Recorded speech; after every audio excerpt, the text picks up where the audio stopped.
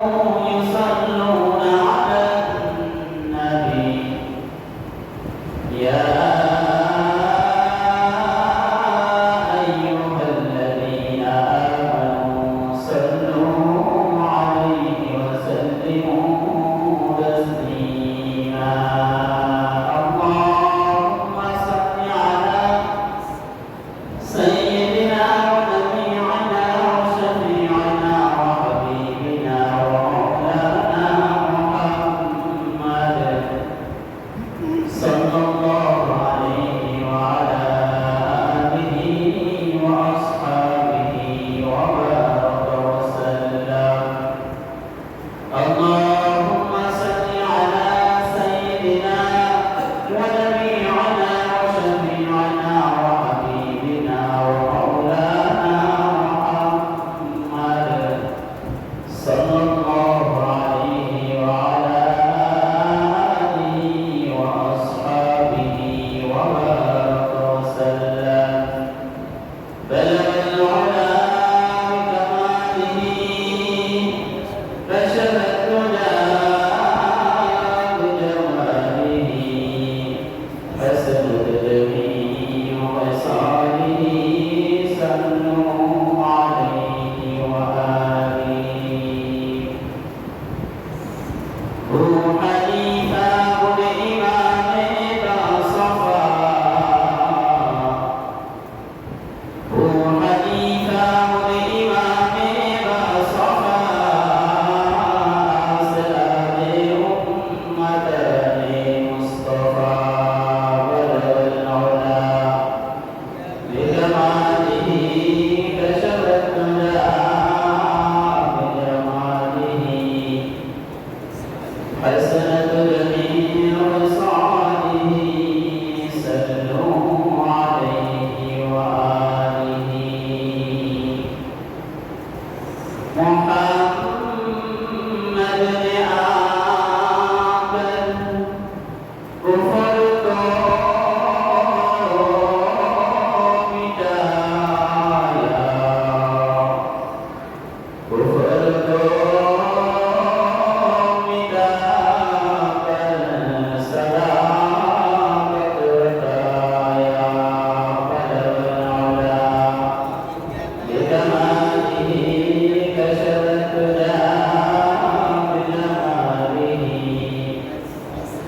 حسنت جميع خصاله صلوا عليه وآله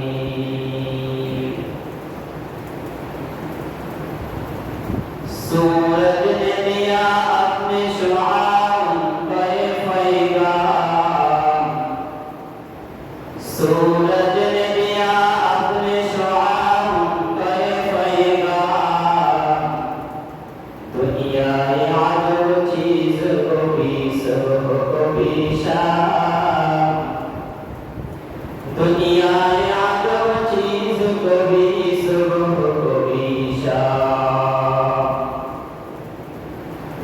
दुनिया में हो दुनिया का तलबगार नहीं हो दुनिया में हो दुनिया का तलबगार नहीं हो बाजार से गुजर हो खरीदार नहीं हो बाजार से गुजर हो खरीदार नहीं हो दुनिया ये सदाकत में तेरा नाम रहेगा दुनिया ये सदाकत में तेरा नाम रहेगा सिद्दीक तेरा नाम से इस्लाम रहेगा सिद्दीक तेरा नाम से इस्लाम रहेगा दुनिया ये सियासत में तेरा नाम रहेगा दुनिया ये सियासत में तेरा नाम रहेगा फारूक तेरा नाम से इस्लाम रहेगा फारूक तेरा नाम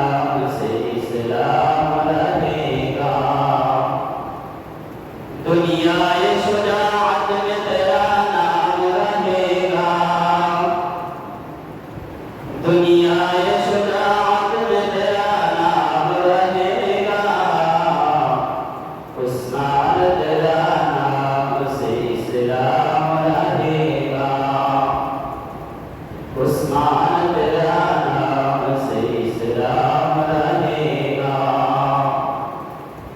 दुनियाए मुअज़्ज़िन में तेरा नाम रहेगा,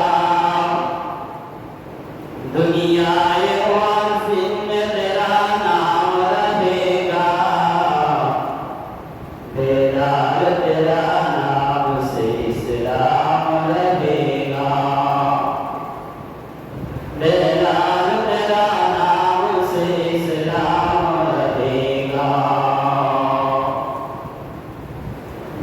अल्हम्दुलिल्लाह, আমরা মহান আল্লাহ তাআলার কাছে লাখ কোটি শুকরিয়া আদায় করি যে মহান রব্বুল আলামিন বর্তমান হাজারো ফিতনা ওয়াসাইলের জামানায় হাজারো ফিতনা থেকে মুক্ত রেখে হাজারো কাজ থেকে পার করে আল্লাহ তাআলার ঘর মসজিদে আসার এবং বসার জন্য তৌফিক দান করেছেন।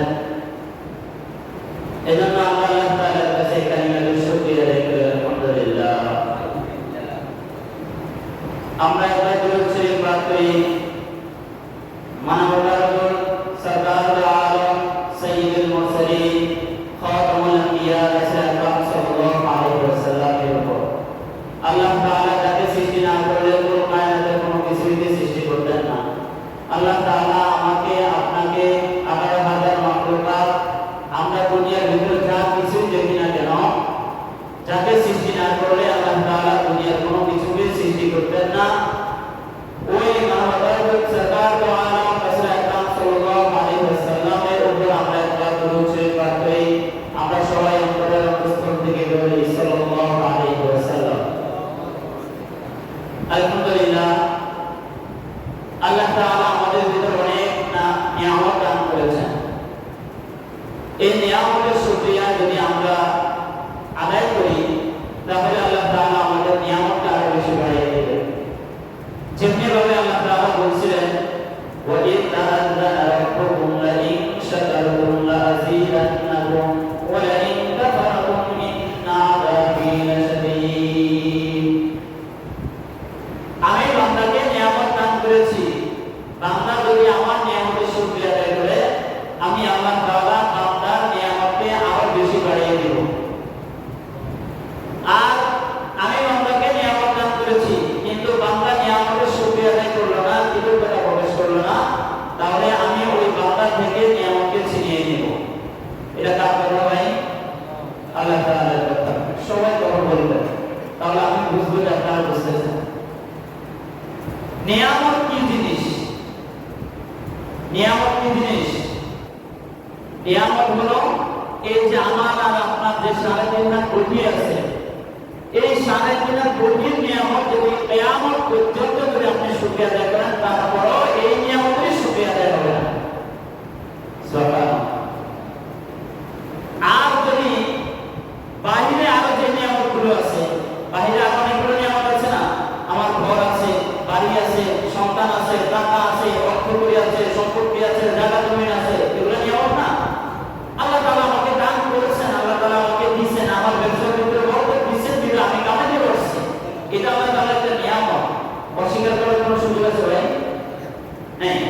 সুতরাং এই নিয়ামত আল্লাহ তাআলা আমাদেরকে দান করেছেন, এই নিয়ামতের শুকরিয়া যদি আমরা আল্লাহ তাআলার কাছে যদি করি তাহলে আল্লাহ তাআলা আমাদের নিয়ামতকে আরো বেশি বাড়িয়ে দিবেন।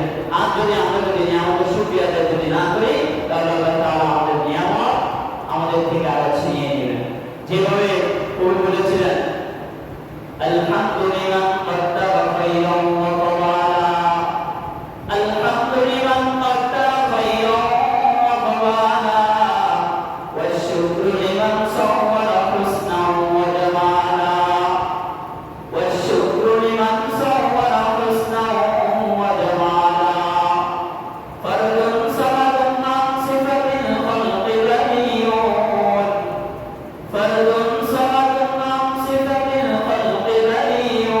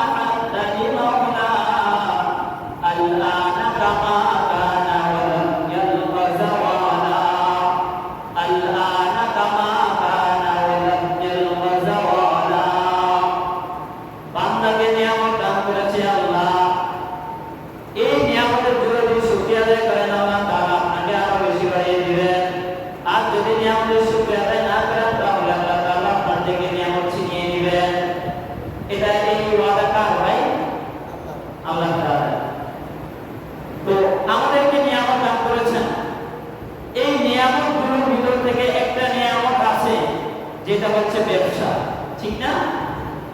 ব্যবসা আমাদের জন্য একটা নিয়ামত। আমাদের আজকের আলোচনার বিষয়বস্তু হলো যে আমরা যে জুমার দিন জুমার নামাজ আদায় করি, এই জুমার নামাজ আজকে আমাদের আলোচনার বিষয়বস্তু। ভাই কথা বুঝতে পারছেন? সবাই খেয়াল করবেন যে জুমার নামাজ কোথেকে আসছে, কবে জুমার নামাজ শুরু হয়েছে, কোন জায়গায় জুমার নামাজ শুরু হয়েছে, ঠিক আছে? আমরা 10টা কথার উপরে আজকে আলোচনা করব। মূল 10টা কথা। 1 নম্বর কথা হচ্ছে যে রাসূল সাল্লাল্লাহু আলাইহি ওয়াসাল্লামের জামানার আগে জুমার নামাজ ছিল কিনা, এটা হচ্ছে একটা পয়েন্ট। দ্বিতীয় পয়েন্ট, জুমার নামাজ কোথায় সর্বপ্রথম পড়া হয়েছিল বা নাযিল হয়েছিল, জুমার নামাজের আয়াত ফরজ কোথায় হয়েছিল। 3 নম্বরে, আমরা যেমন শুক্রবার দিন আমাদের আনন্দ উৎসব পালন করি বা আমরাকে এটাকে বরকতময় দিন পালন করি, ঠিক না? তো ইহুদি এবং নাসারারা কোন কোন দিনকে আনন্দ বা উৎসবের দিন মনে করে। 4 নম্বর, জুমার নামাজ কোরআনে আছে কিনা। 5 নম্বর, জুমার নামাজ হাদিসে বর্ণিত আছে কিনা। 6 নম্বর, জুমার নামাজের কি কি সওয়াব রয়েছে। 7 নম্বর, জুমার নামাজ ছেড়ে দিলে আমাদের কি কি ক্ষতি। 8 নম্বর, জুমার দিন আমাদের করণীয় কি কি। 9 নম্বর, জুমার দিন আমাদের করণীয় কি কি। 10 নম্বর, জুমার দিন দোয়া কবুলের সময় কখন কখন। ভাই কথা বুঝতে পারছেন? হয়েছে 10টা? খেয়াল করবেন, এখন আসেন আমরা এই 10টা কথা বলা শেষ, আমাদের আলোচনা শেষ। 1 নম্বর, যে রাসূল আকরাম সাল্লাল্লাহু আলাইহি ওয়াসাল্লামের জন্মের আগে জুমা ছিল কিনা, এটা হচ্ছে প্রশ্ন। এই প্রশ্নের উত্তর আমরা ইতিহাসের দিকে তাকাতে হবে। যেহেতু রাসূল সাল্লাল্লাহু আলাইহি ওয়াসাল্লামের উপরে কোরআন নাযিল হয়েছে, ঠিক না? রাসূলের আগে তো আর কোরআন ছিল না, আমাদের রাসূলের উপরে কি ছিল? কোরআন নাযিল হয়েছিল। সুতরাং রাসূলের জামানার আগে আমরা যদি তাকাই, তাহলে আমরা হিসাব টানতে হবে ইতিহাস। ভাই আমাদের বুঝতে পারছেন? কোরআন না, ইতিহাস টানতে হবে যে রাসূল সাল্লাল্লাহু আলাইহি ওয়াসাল্লামের নবুয়তের আগে কি ছিল, জুমা ছিল না কি ছিল না। এখন আসেন যে রাসূল আকরাম সাল্লাল্লাহু আলাইহি ওয়াসাল্লাম কোন বংশধর থেকে আসছেন? কুরাইশ বংশধর থেকে আসছেন না? কুরাইশ বংশ, মানে রাসূল সাল্লাল্লাহু আলাইহি ওয়াসাল্লাম যে গোত্র থেকে আসছেন কুরাইশ, এই কুরাইশের যে অতীতে মানে আরো 560 বছর আগে ওই গোত্রেরই কুরাইশ গোত্রেরই একজন লোক ছিল কাআব ইবনে লুয়াই। কাআব ইবনে লুয়াই, কথাগুলো মনে রাখবেন। এই কাআব ইবনে লুয়াই 500 রাসূলের জন্মের 560 বছর আগে এরকম শুক্রবার দিন আসে, মানে মানুষদেরকে বিভিন্ন দিনই কথাবার্তা বলতেন ভবিষ্যতে এমন একজন রাসূল আসবেন,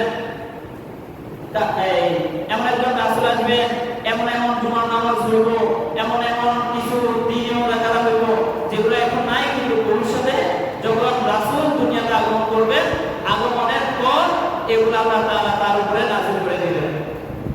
তাহলে এটা হচ্ছে একটা ইতিহাস, ঠিক না? এটা হচ্ছে ইতিহাস। কাআব ইবনে লুয়াই রাসূলের 560 বছর আগে এই কথা মানুষের মাঝে ছড়াইতেন। এখন আপনাদের প্রশ্ন হবে যে রাসূল আকরাম সাল্লাল্লাহু আলাইহি ওয়াসাল্লামের 560 বছর আগে ওই ব্যক্তি কিভাবে জানতো, ঠিক না?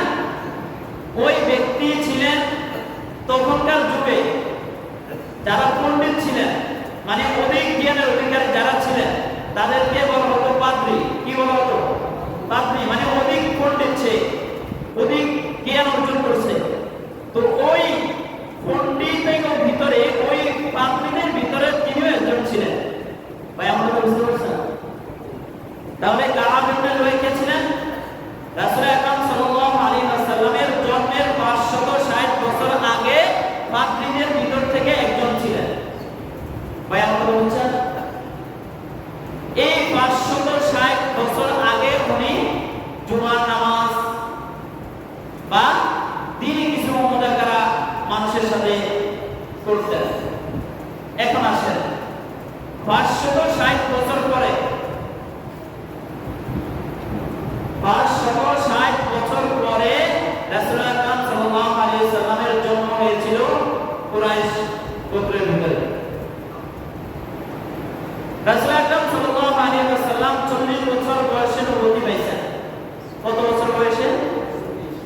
40 বছর বয়সে নবুয়ত পেয়েছেন।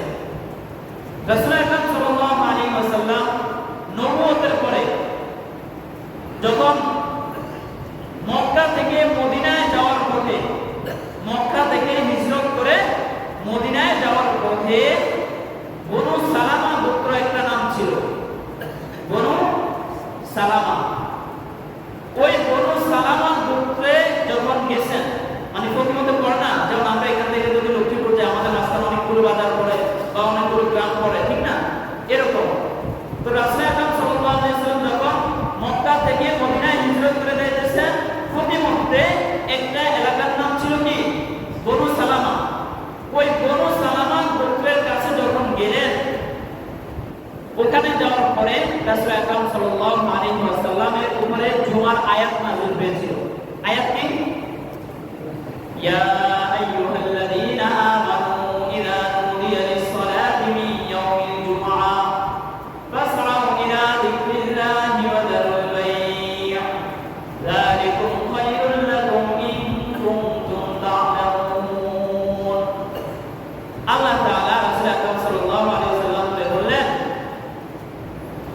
যে ইয়া রাসূলুল্লাহ, আপনার উপরে আমি অবতীর্ণ করে দিয়েছি আজ থেকে জুমার নামাজ। রাসূল আকরাম সাল্লাল্লাহু আলাইহি ওয়াসাল্লাম সাহাবাদেরকে শুনাইলেন, ইয়া আইয়ুহাল্লাযীনা আমানু, হে ঈমানদারগণ, ইযা নুদিয়া লিস-সালাহ, যখনই জুমার নামাজের আযান দেওয়া হবে, ভাই কথা বুঝতেছেন? যখনই জুমার নামাজের আযান দেওয়া হবে, মিন ইয়াউমিল জুমআতি ফাসআউ ইলা যিকরিল্লাহি ওয়া যারুল বাই', তোমরা তোমাদের ব্যবসা বাণিজ্যকে স্থগিত করো, তোমরা তোমাদের ব্যবসা বাণিজ্য থেকে ফারেক হও, স্থগিত করে রাখি দাও, তোমরা জুমার নামাজের জন্য প্রস্তুতি নাও। এটা কার কথা? আল্লাহ তাআলার কথা। এখন আপনাদের প্রশ্ন হতে পারে যে তখন কি শুধু ব্যবসায়ী ছিল, আর কি কোনো কাজ কাম ছিল না? তাহলে কেন জুমার নামাজের ক্ষেত্রে শুধু ব্যবসার কথা বলা হয়েছিল? হ্যাঁ, তখনকার জমানায় বেশিরভাগই করতো ব্যবসা আর ছিল কৃষিকাজ। তাই কথা বুঝতে পারছেন? এক ছিল ব্যবসা, দ্বিতীয় ছিল কি? কৃষিকাজ। আর অন্যান্য টুকটাক কাজ খুব কম ছিল। সেই সময় আল্লাহ তাআলা ব্যবসার কথা উল্লেখ করে দিয়েছেন। এই ব্যবসার কথা দ্বারা এটাই বোঝে যে দুনিয়াবি যত রকমের কাজ কাম আছে, সমস্ত কাজ কাম থেকে তোমরা বারে হও জুমার নামাজের যখন আযান হবে। ভাই কথা বলি, জুমার নামাজের যখন আযান হবে তখন তোমরা কি থেকে বারে হও? সমস্ত দুনিয়াবি কাজ থেকে বারে হও। ফাসআউ ইলা যিকরিল্লাহি ওয়া যারুল বাই', যালিকুম খায়রুল লাকুম ইন কুনতুম তা'লামুন। যদি তোমরা জানতে যে ইহার ভিতরে কি কল্যাণ রয়েছে। এখন বলেন, আমরা কি জানি না? কি জানি না? জানি না। যার কারণটা হচ্ছে কি? কারণ এখন তো মাত্র হওয়ার সর্বপ্রথম আমরা কিভাবে জানবো? সাহাবায়ে কেরাম উত্তর দিচ্ছেন যে আমরা তো জানি না। এখন আসেন, আল্লাহ তাআলা বলেন, فَإِذَا قُضِيَتِ الصَّلَاةُ فَانتَشِرُوا فِي الْأَرْضِ وَابْتَغُوا مِنْ فَضْلِ اللَّهِ وَاذْكُرُوا اللَّهَ كَثِيرًا لَعَلَّكُمْ تُفْلِحُونَ। যখন জুমার নামাজ শেষ হয়ে যাবে তখন তোমরা আবার দুনিয়ার যে ব্যবসা বাণিজ্য, কৃষিকাজ আছে বা আমরা যে যে পেশায় কাজ করি, ওই পেশার কাজে তোমরা বের হয়ে যাও রিজিকের জন্য। আর আল্লাহ তাআলার কাছে অনুগ্রহ প্রার্থনা করো যেন আল্লাহ তাআলা তোমাদেরকে কি দেয়? রিজিক দেয়। রিজিক দেয়। আমরা রিজিকের জন্য দৌড়াই না? আমরা বিভিন্ন চাকরি বাকরি কেন করি? রিজিকের জন্য তো করি, ঠিক না? এটা কার কথা? আল্লাহ তাআলার কথা। তাহলে আপনারা পাইছেন যে জুমার নামাজ কোরআনে আছে কিনা নাই? ভাই আছে না নাই? আছে। সূরা জুমা, সূরা জুমা কোরআন শরীফের ভিতরে কতটি সূরা মোট? 114 সূরা। ভাই সবাই কথা বলিয়ে, কোরআন শরীফের ভিতরে কত সূরা? 114 সূরা। 114 সূরার ভিতরে 62 নম্বর সূরা হচ্ছে সূরাতুল জুমআ। সূরাতুল জুমআ। এই সূরা জুমআর ভিতরে আয়াত হচ্ছে মোট 11টি। কতটি? 11টি। ধারাবাহিকভাবে আল্লাহ তাআলা লাস্টের 9 থেকে 11 পর্যন্ত এই তিন আয়াতের ভিতরে শুরু যেমনি আমি আপনাদের সামনে এখন তর্জমা করলাম, ঠিক না? এখন আসেন আরেক আয়াত, যে মানে 11 নম্বর আয়াত, যেটা আমি 10 এবং 9 এবং 10 আয়াতের তর্জমা করেছি। এখন 11 নম্বর আয়াত শুনেন। ওয়া ইদা রাআউ তিজারাতান আও লাহওয়ান ফাযু ইলাইহা ওয়া তারাকুকা কাইমা কুল মা ইনদাল্লাহি খায়রুম মিনাল লাহwi ওয়া মিনাত তিজারা ওয়াল্লাহু খায়রুর রাযিকিন। আল্লাহ তাআলা বলেছেন যে এই যে আমার যে বান্দাগণ আছে, এই বান্দাগণ যখন ইমাম সাহেব খুতবা দেওয়ার জন্য রেডি হয়, এই খুতবারত অবস্থায় তারা যদি দুনিয়ার চাকচিক্যতা যখন দেখে, দুনিয়ার ভূমিবিলাসিতা যখন দেখে, তখন তারা ইমাম সাহেবকে খুতবারত অবস্থায় রেখে তারা ওদিকে চলে যায়। ওয়া ইদা রাআউ তিজারাতান আও লাহওয়ান ফাযু ইলাইহা ওয়া তারাকুকা কাইমা কুল মা ইনদাল্লাহি খায়রুম মিনাল লাহwi ওয়া মিনাত তিজারা। আল্লাহ তাআলাকে নির্দেশ করেছেন, আল্লাহ তাআলা রাসূলকে নির্দেশ করেছেন যে রাসূল আপনি আপনার উম্মতকে বলে দেন যে দুনিয়ার চাকচিক্যতা থেকেও, দুনিয়ার ভোগ বিলাসিতা থেকেও এই যে ইমাম সাহেব যা বলবে আল্লাহ তাআলার স্মরণে, আপনি যদি আল্লাহ তাআলাকে যদি স্মরণ করেন, ইমাম সাহেব যে কথাগুলো বলবেন সেই কথাগুলোর উপরে যদি আপনি আমল করেন, তাহলে আপনার জন্য ইহার ভিতরে খায়র ও বরকত রয়েছে। সুবহানাল্লাহ। বাইরে বুঝতে পারছেন? রিজিক দেওয়ার মালিক কে? আল্লাহ। আপনি ব্যবসা করলে সেটাতে আপনি লাভবান হবেন যখন আল্লাহ আপনাকে বরকত দিবেন। যদি আল্লাহ আপনাকে বরকত না দেয়, তাহলে কি আপনি ব্যবসা নিতে লাভবান হতে পারবেন? ভাই হতে পারবেন? হতে পারবেন না। সুতরাং আপনি যদি আল্লাহ তাআলার কথা শুনেন, তাহলে আল্লাহ আপনাকে কি দিবেন? বরকত দিবেন, রিজিক দিবেন। আর যদি কথা না শুনেন, তাহলে তো আল্লাহ কি আপনার কাছে ঠিক আছে যে আল্লাহ আপনাকে দেওয়ার জন্য প্রস্তুত, আর আপনি শুধু দুনিয়ার চাকচিক্যতা নিয়ে ব্যস্ত থাকবেন? এই সুযোগ নেই।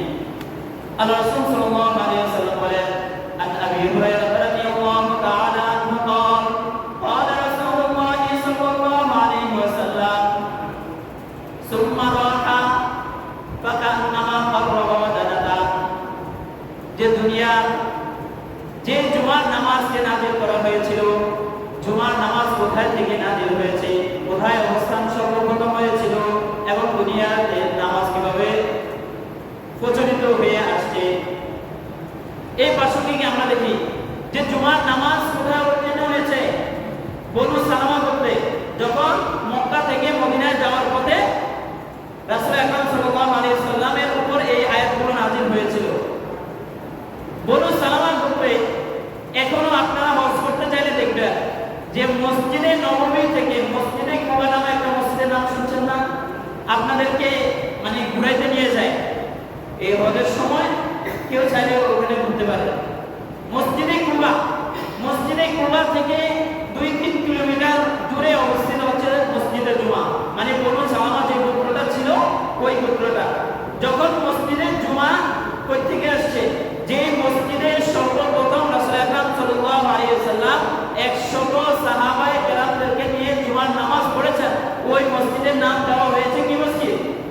মসজিদে জুমা। ওই মসজিদের নাম দেওয়া হয়েছে কি ভাই? মসজিদে জুমা। ওই মসজিদে জুমা এখনো অবস্থিত আছে। ওই মসজিদে সর্বপ্রথম কি হয়েছিল? জুমার নামাজ হয়েছিল। জুমার নামাজ কত হিজরিতে হয়েছে? জুমার নামাজ 12 রবিউল আউয়াল। কত তারিখ ভাই?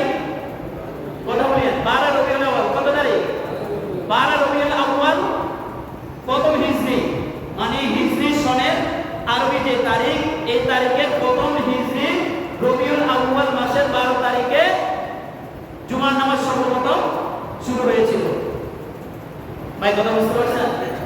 এগুলো হচ্ছে কিন্তু কোরআনের আরবি কথা। ইতিহাস আমরা যেটা সেটা তো বলেই ফেলছি যে 560 বছর আগে কাব ইবনে লুয়াই এভাবে জুমার কথা মানুষের মাঝে ছড়াইতেন, বলতেন যে যখনই শেষ নবী আসবেন, ওই নবীর উপরে কোরআন নাযিল হবে, ওই নবীর উপরে জুমার নামাজের একটা নামাজ প্রতিষ্ঠিত হবে। সেটা তো ছিল ইতিহাস, ঠিক না? এখন এই যে কথাগুলো, এগুলো হচ্ছে কোরআন হাদিস ভিত্তিক কথা। সেটা হচ্ছে যে কোরআনের ভিতরে আল্লাহ তাআলা আয়াত নাযিল করলেন, হাদিসের ভিতরে আল্লাহ রাসূল সাল্লাল্লাহু আলাইহি ওয়াসাল্লাম বললেন যে জুমার দিন, তাহলে জুমা কত তারিখে হয়েছিল? 12 রবিউল আউয়াল প্রথম হিজরি, আর ইংরেজি সন হিসাবে 622 খ্রিস্টাব্দে। কত? 622 খ্রিস্টাব্দে প্রথম হিজরি রবিউল আউয়াল মাসের দিন প্রথম জুমার নামাজ হয়েছিল। কোথায়?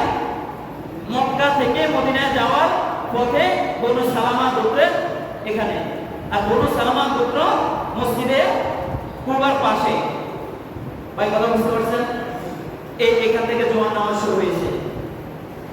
জুমার নামাজে সর্বপ্রথম রাসূল আকরাম সাল্লাল্লাহু আলাইহি ওয়াসাল্লাম কতজন সাহাবায়ে কেরামদেরকে নিয়ে করলেন? 100। মনে আছে? মাশাআল্লাহ, অনেক ভাই। কতজন? 100 জন সাহাবায়ে কেরামদেরকে নিয়ে রাসূল আকরাম সাল্লাল্লাহু আলাইহি ওয়াসাল্লাম সর্বপ্রথম জুমার নামাজ পড়লেন।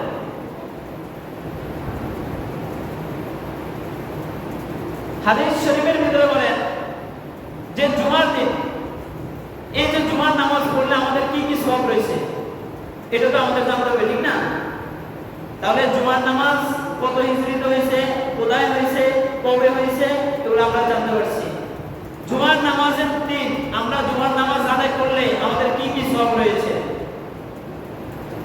রাসূল আকরাম সাল্লাল্লাহু আলাইহি ওয়াসাল্লাম বুখারী শরীফের ভিতরে ইরশাদ করেন, আন আবি হুরায়রা রাদিয়াল্লাহু তাআলা আনহু قال قال رسول الله صلى الله عليه وسلم ثم راح من اغتسل يوم الجمعة غسل الجنابة ثم راح فكأنما قرب بدنه ومن راح। রাসূল আকরাম সাল্লাল্লাহু আলাইহি ওয়াসাল্লাম বলেছেন যে জুমার দিন জুমার নামাজ আদায় করলে আপনাদের জন্য যে ফজিলত এবং যে সওয়াব রয়েছে সেটা হলো জুমার নামাজের যখন আযান হয়, জুমার নামাজের আযান কখন হয়? 12টা থেকে 12:30টার ভিতরে আযান শেষ হয়ে যায়। এই 12:30টা থেকে আপনি হিসাব করেন যে 12:30টা থেকে ইমাম সাহেব খুতবা দেওয়া পর্যন্ত এই সময়টাকে 5টা শ্রেণীতে বিভক্ত করেছেন। কত? 5 শ্রেণীতে বিভক্ত করেছেন। প্রথম শ্রেণী সুম্মা রাহা ফাকান্নামা ক্বাররাবা বাদানাতা। কোন ব্যক্তি জুমার দিন যদি মুয়াজ্জিন সাহেব আযান দেওয়ার পর পরে, মানে প্রথম স্তরে যদি মসজিদে চলে আসে, তাহলে আল্লাহ তাআলা ওই ব্যক্তিকে একটা উট কুরবানির সওয়াব দিবেন। সুবহানাল্লাহ। আচ্ছা, আপনারা বলেন যে এই কয়দিন আগে যে কুরবানি দিয়েছে, আমরা কি উট দিয়ে কুরবানি দিতে পারছি? পারছি? কেন পারিনি? আমাদের শব্দ নাই, ঠিক না? উট কিনা শব্দ কি আমাদের আছে? নাই। তো আমি যদি জুমার দিন যদি আগে যদি আসি ইমাম সাহেব আযান দেওয়ার পর, তাহলে তো আমি টাকা ছাড়াই কি পেতেছি? ভাই, টাকা ছাড়া কি পেতেছি? কথা বুঝেন না? সব পেতেছি। তাহলে প্রথম যদি আপনি যদি আসেন, তাহলে আল্লাহ তাআলা আপনাকে কি দিবেন? উট কুরবানির সওয়াব দিবেন। কি দিবেন ভাই? উট কুরবানির সওয়াব দিবেন। দ্বিতীয় স্তরে যারা আসবেন, তাদেরকে আল্লাহ তাআলা, আল্লাহ রাসূল সাল্লাল্লাহু আলাইহি সাল্লামের মাধ্যমে জানিয়েছেন যে ওই লোকগুলোকে আল্লাহ তাআলা কি সওয়াব দিবেন? যে একটা গরু কুরবানির সওয়াব দিবেন। আমরা সাধারণত এই যে কুরবানি গেছে, আমরা কুরবানি দিছি না, 7 জনে একটা গরু বা একজনে একটা গরু, 5 জনে একটা গরু, ঠিক না? কিন্তু একজনে একটা গরু আমাদের গ্রাম অঞ্চলে খুব কম মানুষ কুরবানি দিছে। ভাই, আমার কথা বুঝতে পারছেন? একজন একাকিত্বভাবে একটা গরু দিয়ে কুরবানি দিছে, খুব কম মানুষ আছে না? তাহলে আপনি হিসাব করেন যে আমি যদি ইমাম সাহেবের আযানের পর যদি মসজিদের দ্বিতীয় শ্রেণীতে আমি যদি যাই, তাহলে আল্লাহ তাআলা আমাকে কি দিবেন? একটা গরু কুরবানির সওয়াব দিবেন। সুবহানাল্লাহ। তৃতীয় যে ব্যক্তি মসজিদে আসবে, ওই ব্যক্তিকে আল্লাহ তাআলা শিং বিশিষ্ট একটা দুম্বা কুরবানির সওয়াব দিবেন। সুবহানাল্লাহ। পারছেন কেউ দুম্বা দিয়ে কুরবানি দিতে? কথা বলেন। যারা হাজী সাহেব হয়তো ওনারা মক্কা মদিনাতে যায় পারছে, এছাড়া কেউ পারছে? যে শিং বিশিষ্ট দুম্বার যে দাম, এই শিং বিশিষ্ট দুম্বা দিয়ে কুরবানি দিতে পারছেন?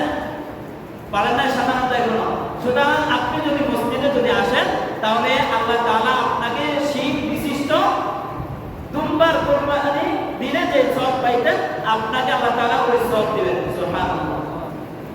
চতুর্থ শ্রেণীতে যে ব্যক্তি মসজিদে আসবে ওই ব্যক্তিকে আল্লাহ তাআলা সওয়াব দান করবেন একটা মুরগি কুরবানির সওয়াব। একটা মুরগি কত টাকা হতে পারে? একটা মুরগি আল্লাহর রাস্তায় যদি সদকা করেন বা কুরবানি করেন তাহলে যে পরিমাণ সওয়াব পাইতেন সেই পরিমাণ সওয়াব আপনি যদি জুমার দিন আযানের পরে চতুর্থ স্তরে যদি আপনি মসজিদে আসেন তাহলে আপনাকে এই সওয়াবটা হবে। পঞ্চম শ্রেণীতে ইমাম সাহেব খুতবা দেওয়ার আগ মুহূর্তে যারা আসবে আল্লাহ রাসূল সাল্লাল্লাহু আলাইহি সাল্লাম তাদের কোনো নির্দেশ করেন নাই, তাদেরকেও সওয়াব দিবেন, তবে তাদের জন্য সামান্য একটা পুরস্কার, সেটা হচ্ছে যে একটা ডিম কুরবানির সওয়াব দিবেন। সুবহানাল্লাহ। আসেন যে ফায়দা খরাজাল ইমাম হযরতুল মালায়েকাতু, যখনই ইমাম সাহেব বের হবে জুমার খুতবা পড়ার জন্য হযরতুল মালায়েকা ফাসআউ ইলা যিকরিল্লাহ, যে ইমাম সাহেব বাইর হওয়ার সাথে সাথে যে ফেরেশতারা আপনাদের জন্য সওয়াব লিখতে থাকবেন ওই ফেরেশতারা ইমাম সাহেব বের হওয়ার সাথে সাথে এখানে মজলিসের সাথে বসে যান, যে তারা কি করবেন? ইমাম সাহেবের খুতবা শুনবেন। এই খুতবা শোনাটাকে জিকিরের সাথে তুলনা করা হয়েছে। এজন্য আপনারা অন্যান্য আলেমগণ থেকে শুনছেন যে ইমাম সাহেব যখন খুতবা দেয় খুতবার সময় কথা বলা হারাম, এটা শুনছেন না? শুনছেন না? খুতবার সময় কেউ কোনো কথা বলতে পারবে না, একনিষ্ঠভাবে কি শুনতে হবে? শুধু খুতবাই শুনতে হবে। তাহলে জুমার দিন আমাদের জুমার নামাজ পড়লে কি কি সওয়াব আমাদের বুঝে আসছে ভাই? এটা তো আমরা যদি আগে আসে আমাদের এই সওয়াব, এখন তো নামাজ পড়লে তো আমাদের সওয়াব আছে, তাই না? তাহলে আপনি নইলে সওয়াব কিছু নেই। জুমার নামাজ ছাড়ার শাস্তি কি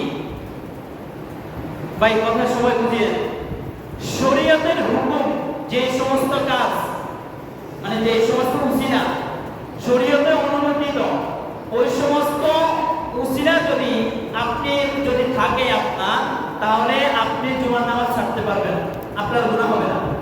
আর শরীয়ত অনুমোদিত হয় নাই, শরীয়ত অনুমোদিত হয় নাই এমন কোন কাজ আপনি করার কারণে জুমার নামাজ ছেড়ে দেন, তাহলে আল্লাহ রাসূল সাল্লাল্লাহু আলাইহি সাল্লাম বলেন যে এই লোকগুলোর অন্তরের ভিতরে মোহর মেরে দেওয়া হবে। মোহর কি মেরে দেওয়া হবে ভাই? কথা বলে কি মেরে দেওয়া হবে? মোহর। এখন আসেন, এখানে কিন্তু দুইটা কথা বলছে, একটা হচ্ছে শরীয়তের অনুমতি আছে কিনা, আরেকটা হচ্ছে শরীয়তের অনুমতি ছাড়া আপনি ছাড়ছেন কিনা, ঠিক না? আসেন, শরীয়তের অনুমতি তো কি কি?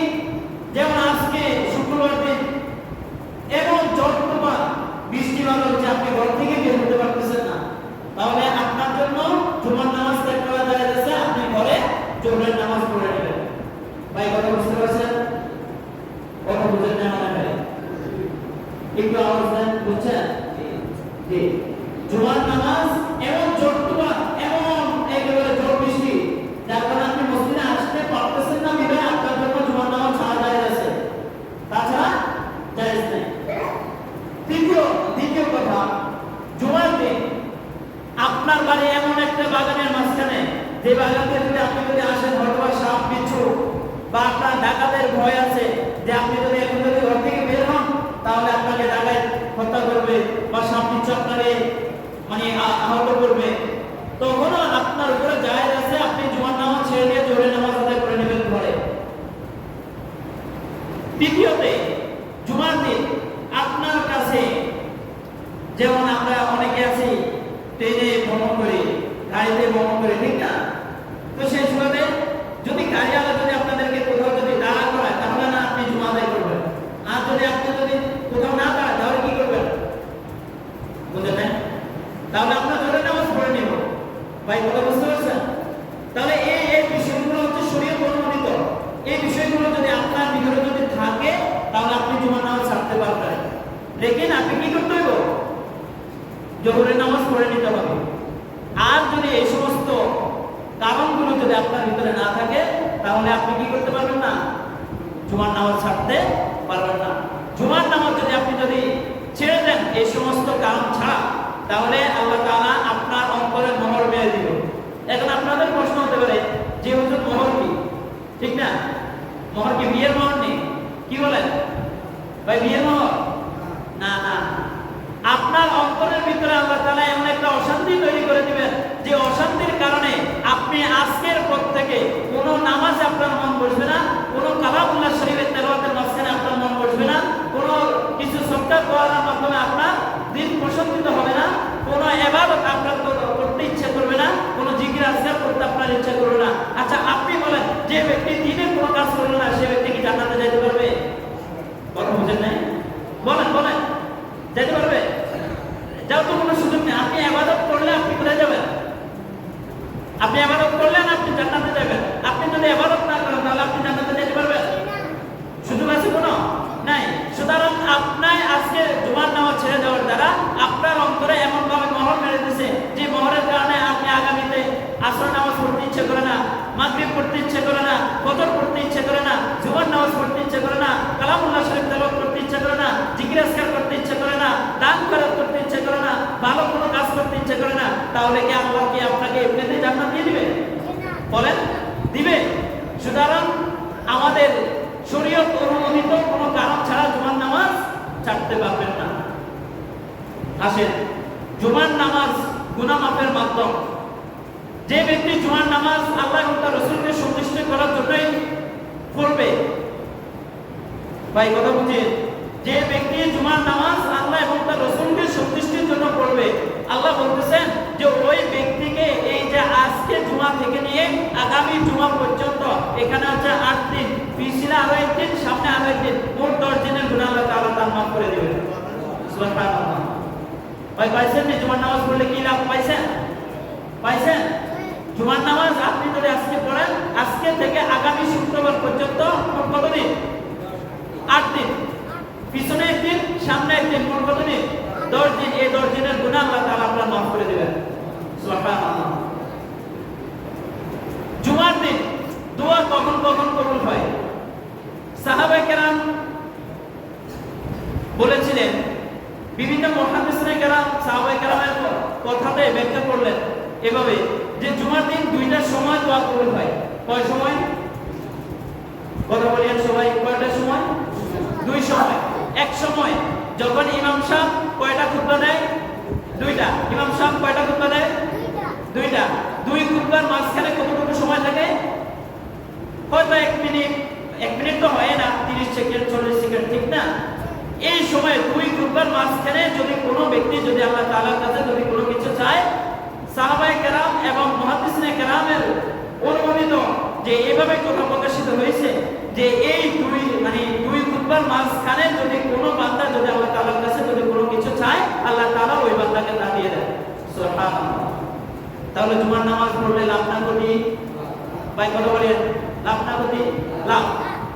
এখন আসেন, যে আমাদের যাদের রিজিকের অভাব, আমাদের যাদের মনে করেন ঋণ, এই ঋণগুলো পরিশোধ করতে পারতেছি না, আমাদের যাদের ব্যবসা বাণিজ্যের ভিতরে বরকত হয় না, আমাদের যাদের ভিতরে মনে করেন আমরা বিভিন্ন নিয়ামত বলতে আমরা যা বুঝি যে বিভিন্ন ধরনের টাকা অর্থকরী পয়সা আমাদের কাছে নাই, এই অর্থকরী আমরা আমাদের জীবনে যত রকমের গুনাহ করেছি, এই গুনাহ করে যদি আমরা আল্লাহ তাআলার কাছে যদি চাই, আল্লাহ যে আপনি আমাদেরকে মাফ করে দেন, তাহলে সাহাবায়ে কেরাম এবং মুহাদ্দিসিনে কেরামের কথা অনুযায়ী যদি আপনি 2 খুতবার মাঝখানে যদি দোয়া করেন, তাহলে আল্লাহ তাআলা আপনাকে তা দিয়ে দিবেন। সুবহানাল্লাহ।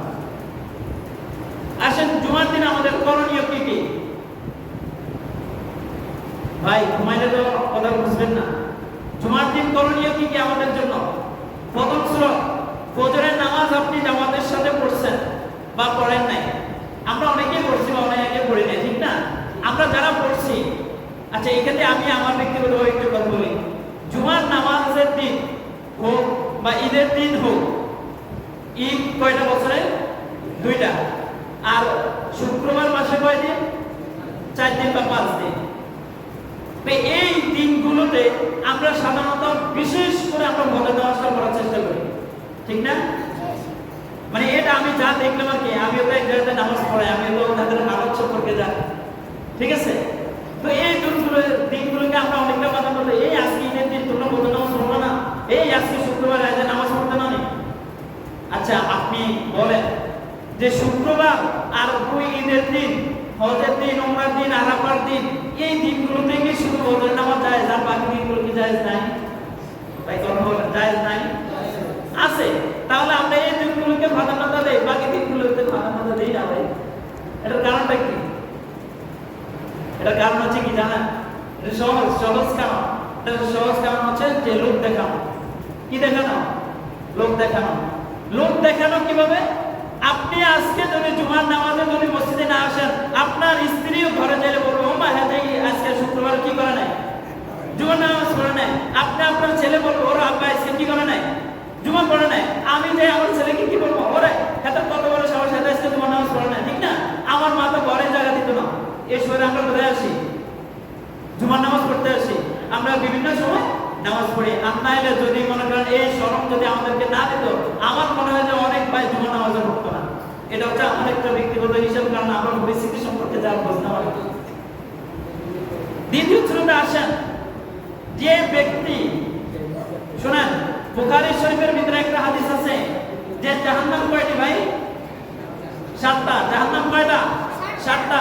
7টা জাহান্নামের ভিতরে একটা জাহান্নাম আছে মুরাজ্জাহ নামক জাহান্নাম। কি নামক? কথা বলেন, কি নামক? মুরাজ্জাহ নামক। কি নামক?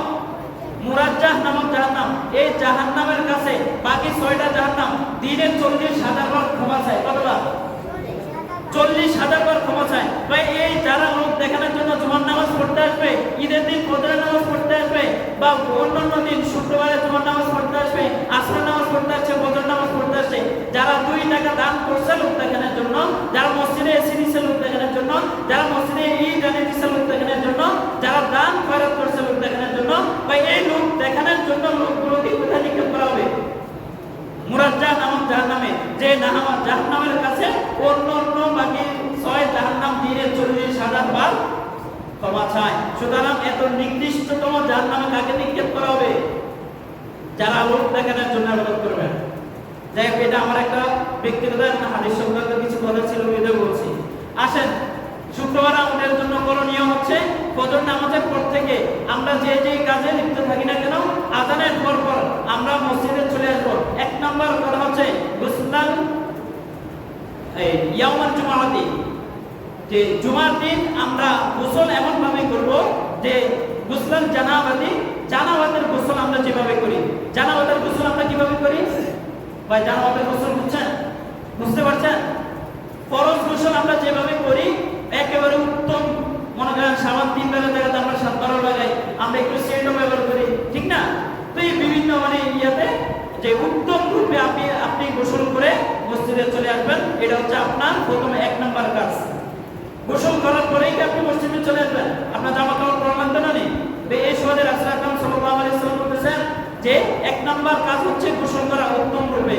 দ্বিতীয় নাম্বার কাজ হচ্ছে যে তার পোশাক ভিতরে, মনে করেন আমার 10টা পাঞ্জাবি আছে, 10টা পাঞ্জাবির ভিতরে যেটাকে আমি সবচেয়ে ভালো এবং সৌন্দর্য দেখে সেই পাঞ্জাবিটা আমি পরিধান করা, ঠিক আছে?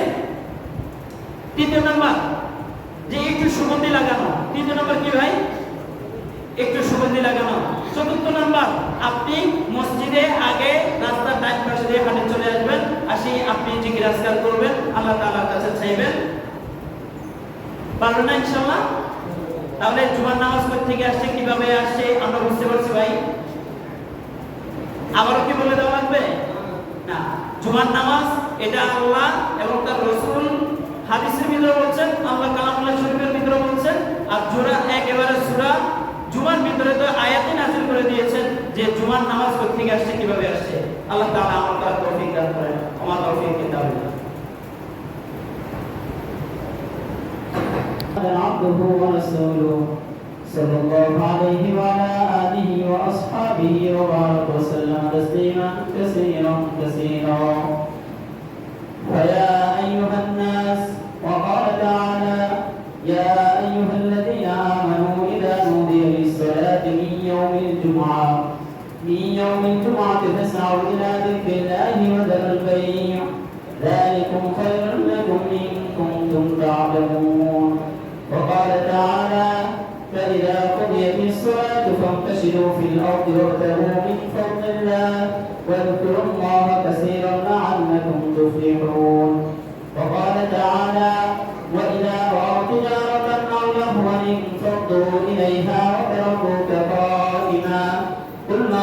الله خير من اللهو ومن التجارة والله خير الرازقين. وقال تعالى وأقيموا الصلاة وآتوا الزكاة واركعوا مع الراكعين. وقال رسول الله صلى الله عليه وسلم أن يقيم الرجل أخاه من مقعده ويجلس فيه. وقال رسول الله صلى الله عليه وسلم مفتاح الجنة الصلاة ومفتاح الصلاة الطهور أو كما قال عليه الصلاة والسلام. أعوذ بالله من الشيطان الرجيم. وأقم الصلاة طرفي النهار وزلفا من الليل إن الحسنات يذهبن السيئات ذلك ذكرى للذاكرين.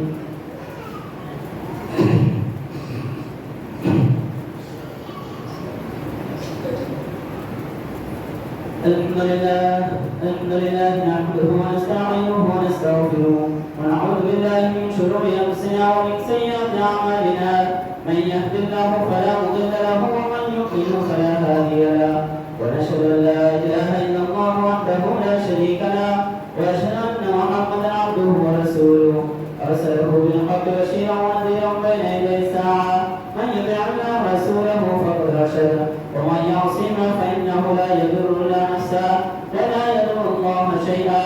أعوذ بالله من الشيطان الرجيم. إن الله وملائكته يصلون على النبي يا أيها الذين آمنوا صلوا عليه وسلموا تسليما. اللهم صل على محمد عبدك ورسولك وصل على المؤمنين والمؤمنات والمسلمين والمسلمات وبارك على محمد وازواجه وذريته. قال النبي صلى الله عليه وسلم أرحم أمتي بأمتي أبو بكر وأشهدهم في أمر الله عمر وأسلموا حياء عثمان وأقضاهم علي وفاطمة سيدة نساء أهل الجنة والحسن والحسين سيدا شباب أهل الجنة وحمزة صلى الله عليه وسلم. اللهم اغفر للعباس وولده مغفرة ظاهرة وباطنة لا تغادر ذنبا. الله في أصحابي لا تتكلم مرضا من بعدي فمن أحبهم فبحبه أحبهم ومن أبغضهم فببغضه أبغضهم. وخير أمتي بعدي ثم الذين يلونهم ثم الذين يلونهم والسلطان ذل الله في الأرض من أهان سلطان الله في الأرض أهانه الله. إن الله يأمر بالعدل والإحسان وإيتاء ذي القربى وينهى عن الفحشاء والمنكر والبغي يعظكم لعلكم تذكرون. فاذكروني أذكركم واشكروني ولا تكفرون.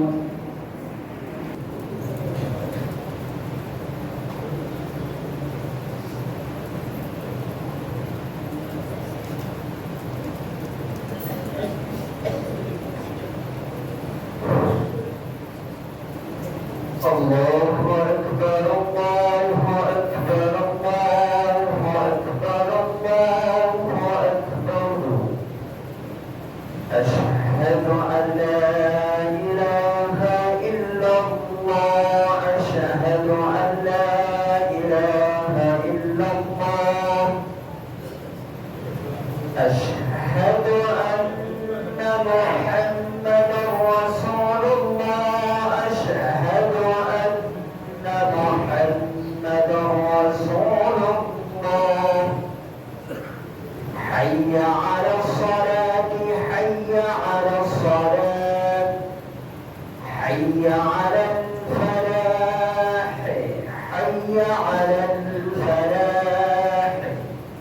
قد قامت الصلاة قد قامت الصلاة. الله أكبر الله أكبر. لا إله إلا الله. الله أكبر.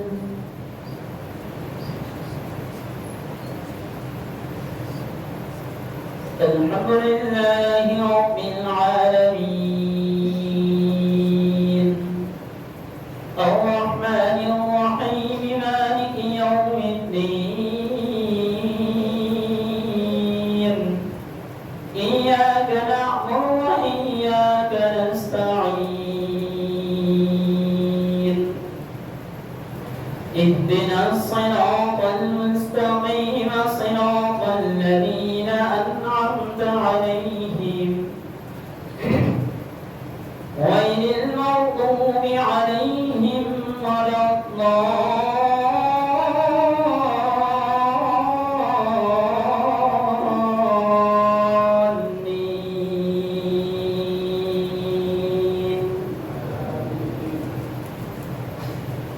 يسبح لله ما في السماوات وما في الأرض الملك القدوس العزيز الحكيم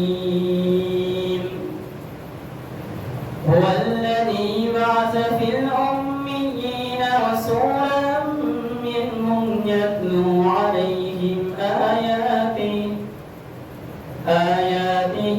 ويزكيهم ويعلمهم الكتاب والحكمة وإن كانوا من قبل لفي ضلال مبين وآخرين منهم لما يلحقوا بهم وهو العزيز الحكيم ذلك فضل الله يؤتيه من يشاء والله ذو الفضل العظيم مثل الذين حملوا التوراة ثم لم يحملوها كمثل الحمار يحمل أسفارا بئس مثل القوم الذين كذبوا بآيات الله والله لا يهدي القوم الظالمين قل يا أيها الذين هادوا إن زعمتم أنكم أولياء لله من دون الناس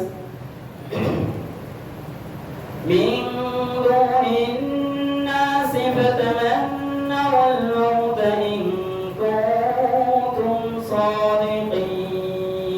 صادقين ولا يتمنونه أبدا بما قدمت أيديهم والله عليم بالظالمين قل إن الموت الذي تفرون منه فإنه ملاقيكم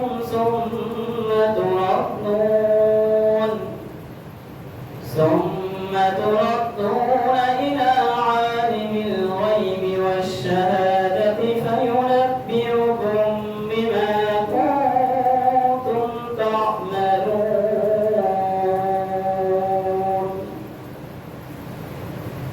الله أكبر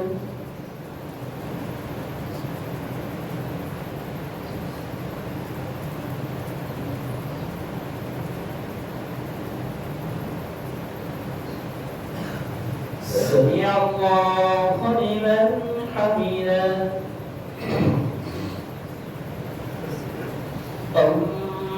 الله أكبر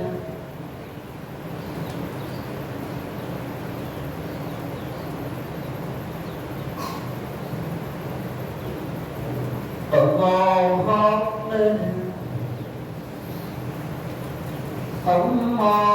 أكبر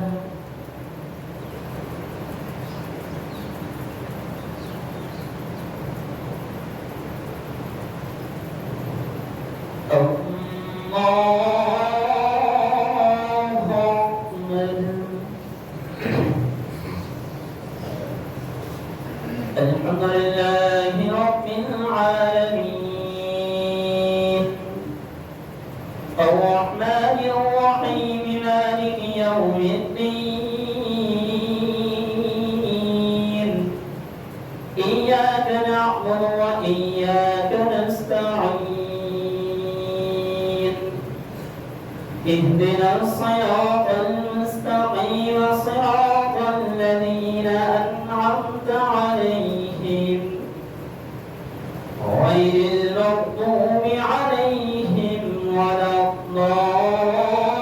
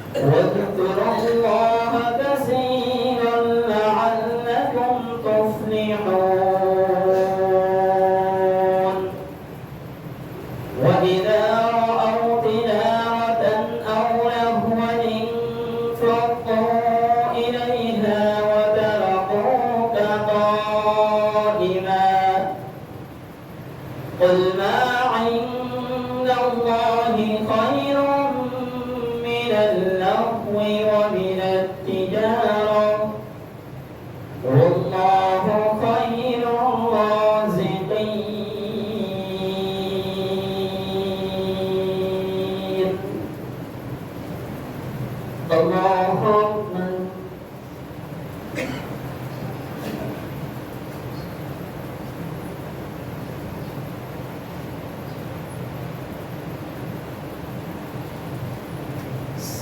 الله لمن حمده الله أكبر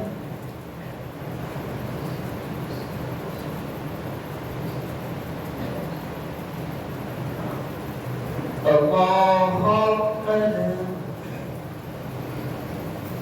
الله أكبر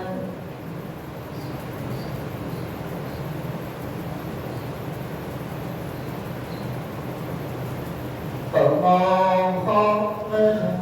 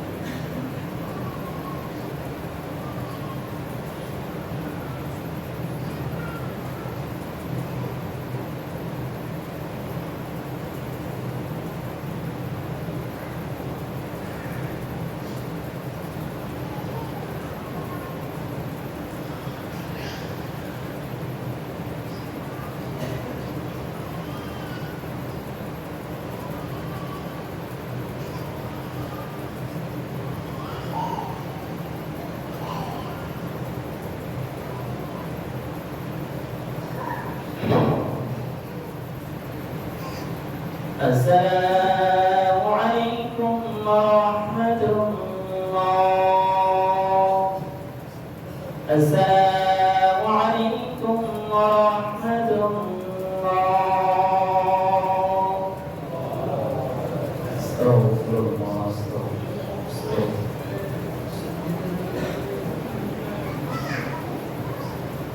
الحمد لله دين الله مبارك মেহনতি আপনাদের মসজিদের বাকি নামাজের পর মহল্লা বাসীর সাথে করা বসে আছে সবাই বসবো অনেক ফায়দা হবে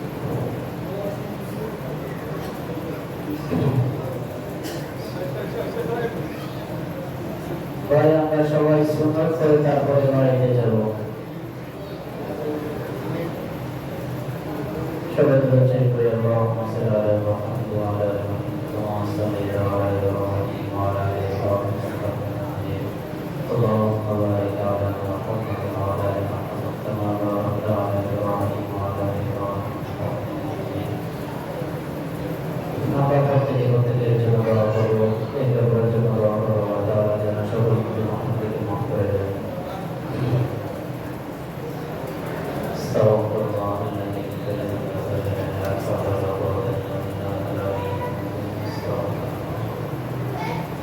লা কুওয়াতা ইল্লা বিল্লাহ আপনার